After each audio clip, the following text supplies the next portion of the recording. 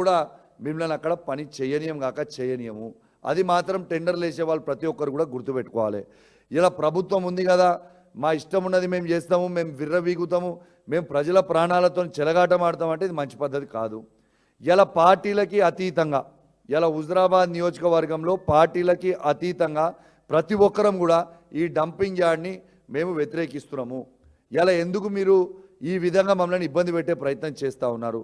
ఇలా కాంగ్రెస్ పార్టీ వాళ్ళు, BJP party వాళ్ళు, బీఆర్ఎస్ పార్టీ వాళ్ళు, సిపిఐ కాదు సిపిఎం, ప్రతి పార్టీ జేఏసీ నాయకత్వంలో ఆడ పనిచేసి మీరు పెట్టొద్దు అంటున్నారు. మరి ఎందుకు పెడుతున్నారు? ఎందుకు మీరు ఈ రాజకీయం చేస్తున్నారు మేము అడుగుతా ఉన్నాం. ఇలా నన్ను ఎందుకు బెదిరిస్తున్నారు? ఇలా ఎట్టు పరిస్థితుల్లో మీరు ఈ డంపింగ్ యార్డ్ గురించి మాట్లాడొద్దని నన్ను ఎందుకు బెదిరిస్తూ ఉన్నారు? నన్ను బెదిరియకపోతే నేను ఊకోకపోతే నా మీద సిఐడి కేసులు అన్నీ ట్రాన్స్ఫర్ చేసి జైల్లో పెడతామని ఎందుకు బెదిరిస్తూ ఉన్నారు? ఇలా మీరు బెదిరిస్తే మాత్రం మేము భయపడే ప్రసక్తే లేదు. ఎందుకంటే మా హుజరాబాద్ నియోజకవర్గ ప్రజల ప్రాణాలతోని మీరు చెలగాటమడతామంటే మేము ఊకునే ప్రసక్తే లేదు.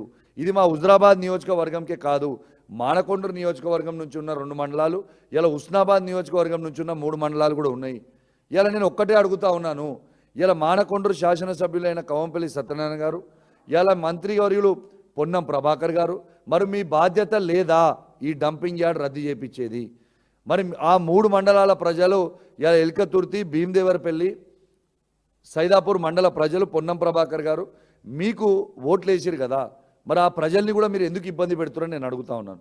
ఇలా మానకొండూరు మండలం, కేశవపట్నం మండలం ప్రజలు కూడా వాళ్ళు కూడా ఇలా కవంపల్లి సత్యనారాయణ గారికి ఓటేసారు కదా, కాంగ్రెస్ పార్టీకే ఓటేసారు కదా.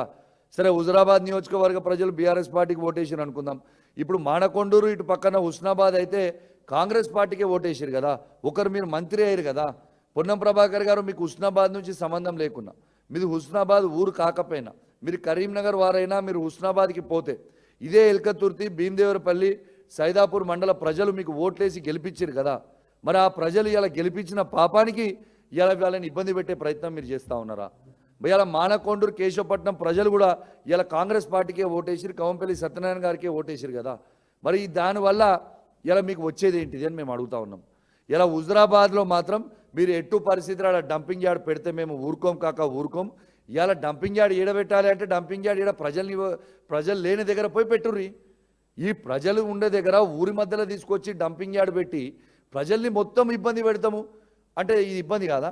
ఇలా నిజంగా డంపింగ్ యార్డ్ పెడితే ఇలా సీడ్ బౌల్ ఆఫ్ ఇండియా ఎక్కడ అంటారంటే, సీడ్ బౌల్ ఆఫ్ ఇండియా అంటే ఎక్కడ? ఇలా హుజరాబాద్ నియోజకవర్గ ప్రాంతం.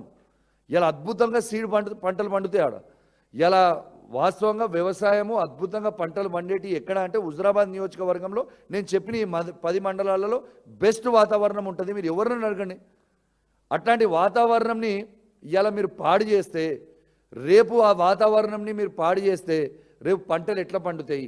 దానికి మీరు చెప్పాలి జవాబు అని నేను అడుగుతా ఉన్నాను. ఇలా ఆ పంటలకి నీళ్ళు ఇస్తే ఆ నీళ్ళన్నీ కూడా విషం నీళ్ళు అయితాయా కావా ఒక్కసారి మాకు చెప్పండి. ఆ కలుషం అయిపోయి విషం నీళ్ళు ఇస్తే ఆ పంటలు పెరుగుతాయా? ఆ పంటలు పండేయగలుగుతాడా రైతు? ఎందుకు మమ్మల్ని ఇట్లా ఇబ్బంది పెడుతున్నారని మేము అడుగుతా ఉన్నాం. రేపు ఆ మంచినీళ్ళు తాగితే ఆ మంచినీళ్ళు రేపు విషం నీళ్ళు తాగినట్టు అయితాయా కావా ఒక్కసారి మాకు చెప్పండి. రేపు ఆఖరికి కలుషమైన ఊపిరి పీల్చుకుంటే మా హుజరాబాద్ నియోజకవర్గ ప్రజలతో పాటు ఈ ఉన్న 5 మండలాలు బయటితో పాటు అంటే టోటల్ 10 మండలాలు 2 పట్టణాల ప్రజలు రేపు ఊపిరి పీల్చుకుంటే మా ఊపిరితిత్తులు పాడైతాయా పాడు కావా? దాంతో ఇవన్నిటికీ మీరు జవాబు చెప్పాల్సిన అవసరం ఉన్నదా లేదా?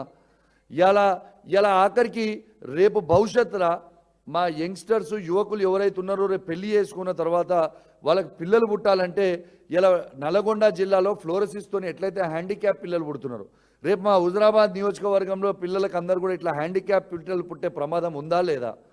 ఇట్లాంటిది ఎందుకు మా మీద కోపం పెంచుకుంటా ఉన్నారు? ఎందుకు చేస్తూ ఉన్నారు ఇవన్నీ? ఇలా దయచేసి మీరు రాజకీయాలకు అతీతంగా, దయచేసి నేను విజ్ఞప్తి చేస్తున్నా, రాజకీయాలకు అతీతంగా డంపింగ్ యార్డ్ని వెంటనే మీరు రద్దు చేయాలి. ఇలా కాంగ్రెస్ మిత్రులు కొందరు వేరు మంత్రులు అందరూ మరి సానుకూలంగా ఉన్నామో అని చెప్తున్నారు. మరి మీరు సానుకూలంగా ఉన్నామని చెప్పిన తర్వాత దాన్ని వ్యతిరేకించేటోళ్ళు ఎవరు? తుమ్మల నాగేశ్వరరావు గారు మేము సానుకూలంగా ఉన్నామంటారు, పొన్నం ప్రభాకర్ గారు అంటున్నారు అని చెప్తున్నారు, శ్రీధర్ బాబు గారు అంటున్నారు అని చెప్తున్నారు. మరి అందరు చెప్పిన తర్వాత అది ఎందుకు అవుతుంది? దయచేసి దీంట్లో రాజకీయాలు చేయకండి. వెంటనే మా రద్దు ప్రకటన తప్పకుండా రావాలి. ఎట్టు పరిస్థితుల్లో రద్దు చేస్తున్నాము అనేది ప్రకటన వెంటనే ఇయ్యాలని నేను ఈ ప్రభుత్వాన్ని నేను ఖచ్చితంగా డిమాండ్ చేస్తూ ఉన్నాను. ఇలా మా హుజురాబాద్ నియోజకవర్గంలో మా